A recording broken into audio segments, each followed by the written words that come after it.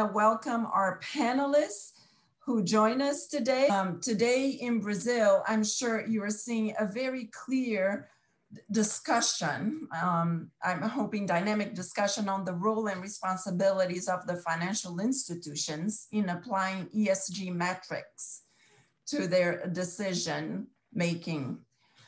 Could you share us your assessment of where Brazil is in this whole ESG framework and your vision for the future of ESG in Brazil? Thank you, Cassia. Good morning. Thank you for the invitation to attend such an important panel. Good morning. Also, pleasure to be with the panelists here. We see that environmental, social, and governance concerns keep increasing in the mind of investors around the world, right? So individuals want their investments to be not only profitable, but also sustainable and across the three dimensions, right? So we are also seeing institutional investors and market participants keeping the increased focus to build ESG compliant portfolios. And also the scope of the market will continue increasing because of that. So I think Brazil has been addressing the issue very seriously, right? I think the investor community and the financial market is demanding a very clear and solid regulatory framework, which we could listen from Fernanda from a regulatory point of view, as well as from Montezano from a BNDES point of view, in how they are addressing risks, opportunities, how they are fomenting the allocation of sustainable finance in Brazil, and also how they are developing very clear frameworks at all levels, federal, municipal, and the states level. So I think we are progressing. I think the world attention is on us. The investor attention is significantly increased in the last few years. And when we see and we look at the three different dimensions on ESG, I think there is a different level of understanding from investors on each one of the factors, right? So we do see that on the governance and on the social side, these are more factors that are better understood by investors. And basically why? When we look at sovereign risk, the analysis has traditionally taken into account factors like institutional setup of the country, the effectiveness of governments, political stability, rule of law, and also on the social dimension, we see the structure of labor markets, demography, poverty. So these are all metrics that we all follow very closely. On the environmental factors, however, we are receiving increased attention, right? So given the urgency of escalating efforts at all levels to limit climate change, there is an increased interest in benchmarking countries and companies to compare what they are doing to address the climate change risks, and also what they are doing in terms of efforts to mitigate them.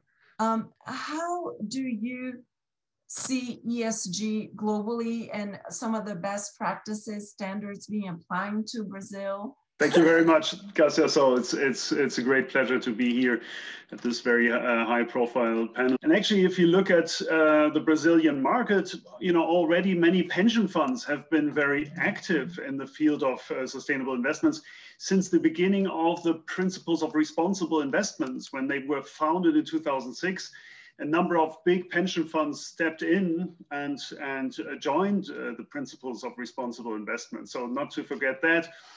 Now it is clear that the epicenter of ESG investing is more or less located in Europe. Currently, especially in the Nordic markets, the Netherlands, France is also very strong, and the rest of Europe is catching up. But you can see that the US is now will now be hosting the climate event, as you said, in Washington. So they are strongly catching up, and you know, not to forget, even China, right, which has created a green taxonomy. And actually also even Mongolia, right? So we are not only talking about some developed markets, but also really developing countries which have established rules for sustainable investing. And we see that really as a very broad trend. Marina, I want to turn it over to you. From your perspective, what is lacking for Brazil to become a benchmark on sustainability issues? Well, first of all, I'd like to thank the Brazilian American Chamber of Commerce for the invitation to be here. Thank you, Cássia. Maximizing such potential depends on a relevant number of different measures, in my view, that have to be implemented by the government, by BNDES, by the central bank, and as much as by private agents. In my view, our country should have like a common agenda to combat and eliminate illegal deforestation and illegal occupation of public lands. And to do that, we have to create monetary incentives for those who preserve native biomes by integrating them into local and global carbon markets. It's important to bear in mind that one of the main Brazilian goals in the Paris Agreement is to fight against and reduce deforestation. But it's also nice to hear that the government has recently released new regulations aiming to provide some financial incentives for landowners to combat deforestation, degradation, and forest fires. Second, we should expand the participation of crop, livestock, forest integration systems and regenerative production in the cultivated area, strengthening Brazil's position as a leader in low carbon agriculture. We should exalt our diversified agricultural production beyond food, aiming to provide a global reference on renewable fuels, biomass, and fibers for sustainable industries around the globe, maintain leadership in sustainable energy with expansion of wind, solar, and biomass production, in addition to the replacement of diesel thermals, so that the low carbon footprint of the matrix should remain as a differentiation of our industry. Expand the participation of cabotage, waterways, railway in our transport matrix, reducing transport costs and emissions. Universalize basic sanitation. We still have this problem, ensuring access to piped water, sewage treatment, in addition to increasing programs for recycling, waste management, and reuse of water. Increase research and development in bioeconomics to identify possible new products derived from Brazilian fauna and flora, as well as new applications of already known raw materials. Encourage the reduction of the use of fossil fuels in urban transportation, combining the use of biofuels and the electrification of fleets, to investment in public transportation with the density of cities and adequacy of sidewalks and bicycle paths. Eliminate conditions analogous to slavery. This is still a very important problem, a global problem, and not only in Brazil, especially in the supply chain of certain industries. And final but not least, to really encourage Brazilian companies to embrace the sustainability agenda. Academic work also demonstrates positive correlation between ESG factors and business performance, including in relation to attracting and retaining talent, brand value, greater stakeholder engagement, lower cost of capital, and lower operational risks. People sometimes think that we don't have good legislation on ESG matters, but we already do have them. What we need to work on that is on the enforceability of those rules. And finally, we also need a business environment aligned with the best international practices. It needs to be easier to invest in Brazil, do research, innovate, and do business. And consequently, as Gustavo said, attract investors, entrepreneurs, and private companies that have an ESG agenda. Could you comment on sustainability bond framework released by BNDES?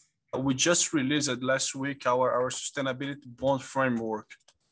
We had a great experience on 2017 where we issued an international bond, green bond internationally, and then last year we were the first bank in Brazil to issue the first letras financeiras verdes in Brazil, which is like a local green bond, and now we're coming with our sustainability bond framework. We noticed that roughly 55% of our loan portfolio, it could be already ESG linked. So we are setting up this bond framework. So going forward, we can easily issue new liabilities to the market where we use this underlying social environmental assets that we already have in our portfolio. There are two dimensions, right? One is the financing of the future. We need a lot of CapEx to transition the whole economy from a carbon-based economy to a low-carbon economy. At the same time, it is probably the battleground. The corporate bond market will be the battleground of the climate transition, because if investors stop rolling over traditional bonds, right, because they think they're not financing a green future, but actually the brown past, then it becomes, of course, a nasty environment for some of the bond issuers, and that is the intention also of many of these frameworks and the pledges. For example, we have also pledged to become carbon neutral by 2035, along with other investors and asset owners and asset managers. Marcelo mentioned that there is a kind of yield discount for green bond issuance. What we see going forward is that the ESG market or ESG niche will overcome the traditional market. And actually those that are not ESG, they will pay a premium on their liabilities. And many times some people ask me, but what are the advantage for, what are the discount a stock has for being ESG? But that's the other way around. By having a lower cost of credit and having a lower cost of equity, companies that are ESG properly established, not greenwash, but really ESG, they will trade under a premium against the peers. And why is that even more important for Brazilian players? And I'll make some comments here with a view, right? And people can or not disagree. We do have a social risk in Brazil. It's clear. The biggest bottleneck we have for the sustainable growth of our country is the social inequality, period. It's clear, we all agree, we should work on that. In a governance perspective, if you see Brazil against emerging market peers, we're not bad placed. We have the rule of law, it works. So in our emerging market perspective. However, in the environmental side, I think we're really underpriced. We are a powerhouse, a green powerhouse. We know how to deal with agriculture, energy. We have this very well managed, and we have an advantage there. However, as the market perceives us, they perceive Brazil somehow badly on this sense, which I think is wrong, but it doesn't matter. What matters is market view. So if you look at Brazilian companies, those that are willing to mitigate social risk and are willing to sell better the proper environmental asset that they have, they will trade at a massive premium, especially against underdeveloped countries where the premium by natural, the rate of discount is lower. So that's why I do think that the ESG framework, philosophy, mentality in Brazil will speed up very, very, very fast. And I would like just to add that on Marina's and Marcelo's comments. Does the government's plan to increase economic activity in the Amazon help improve Brazil's ESG credentials? We do think that the path to make it economic sustainable is to private money. We should support, we should finance the sustainable forest entrepreneur. The sustainable forest entrepreneur that trades with proper ESG framework should have a very, very low cost of capital.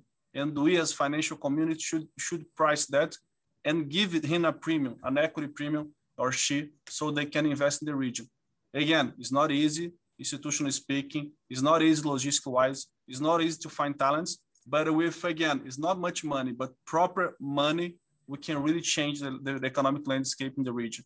If you see the total credit lended to North companies in Brazil, it's roughly 7% of the total credits of a Brazilian central bank database. It's not big. If you move 7 to 10, we're increasing 50% the availability of credits there, just in a simple calculation. In July 2020, it was launched this program called Floresta Mais. It's a national program for payments for environmental services and has this objective of stimulating actions to prevent deforestation, degradation, and forest fires through private financial incentives. And also, we do have, in 2020, January 2020 this year, was established the National Policy for Payments for Environmental Services. It was established parameters and criteria for the government and private agents to pay for services, preservation and recovery of vegetation cover, conservation of water availability and landscapes of great scenic beauty. So this definitely is on the agenda of the government, and I agree with Gustavo. We do have good legislation and regulation. It's not the perception, unfortunately, that the Brazil poses to the international world, but we have to continue working on them, and especially on the enforceability of them. In the past, there was a huge concern in allocating capital to projects that could be environmental sensitive. Of course, that concern remains, but the evolution is that today we have a large pocket of liquidity that is looking for those projects, right? So 10 years ago, they were avoiding these projects, and now we have the specific amounts of liquidity that are really focusing on this type of opportunity. So I think the only way for us really to change this perception is to develop the region, right, in a sustainable, responsible way. And that's why, going back to the framework, I think having a solid and clear regulatory framework at all levels, right, federal, state, and municipals, and also having a very clear agenda for the country that we can all communicate and help publicize in a constructive way is a key success factor for us to take advantage of this beauty that we have that is called Amazon. Yeah, and we've discussed this before. I think it's quite important because we do have a lot of people in the audience that invest in different funds. And we hear, you know, from BlackRock, et cetera, about how their funds are ESG friendly, et cetera, but there doesn't seem to be a standard for this. What are your thoughts on this? I mean, you can pick and choose, cherry pick, et cetera, what assets you have or companies you have in the portfolio or even bonds. What do you think about this? Yeah, that's a very, very important question. And basically what I think is there's a lot of criticism about the different standards that are out there. But I think what is actually relatively clear by now is the different tools that investors apply in the funds. So there's always an exclusionary element. There is a screening of positive screening or negative screening element. There is ESG integration into the financial analysis. There is engagement. There is voting. So these are the tools that you can apply, and all of the funds in some sort apply some of these tools. Now, when we manage our portfolios, for example, we apply all of these tools because we think it makes really sense to apply all of them at the same time and where it makes sense, and at the process step of the investments where it makes sense. So, for example, I mean, we have reached out to our brothers in Brazil from Banco Safra as well, and have created the best of both worlds in terms of a responsible Brazil fund, right? Which basically combines the two approaches, the sustainability approach and of course the vigorous financial analysis done on the spot in Brazil. You know, there is also our friends are developing an impact strategy for Brazil. So we see that impact is becoming more and more important, not only you know, here in Europe, but actually also in Brazil, and more also for the private community. And at the same time, of course, our you know, ESG solutions are becoming getting more traction through the fundos multimercados, which are the Brazilian vehicle for pension funds to invest outside the country. So we have a number of funds which are now available across Brazil, which can be certainly invested, and with a strong vigor to integrate ESG into every step of the investment process, with the aim, and that is always important, right? It's not the aim just to be nice and good to the environment, but the aim is really to use this additional angle from the environmental, social, and governance criteria, and to make sure you have a better vision of your investments, and therefore I mean, it makes sense. It's basically a way to outperform the market in the end. I want to thank all of you for this very rich discussion. So much. With that, John, let me turn it over to you for the transition to Minister Geddes.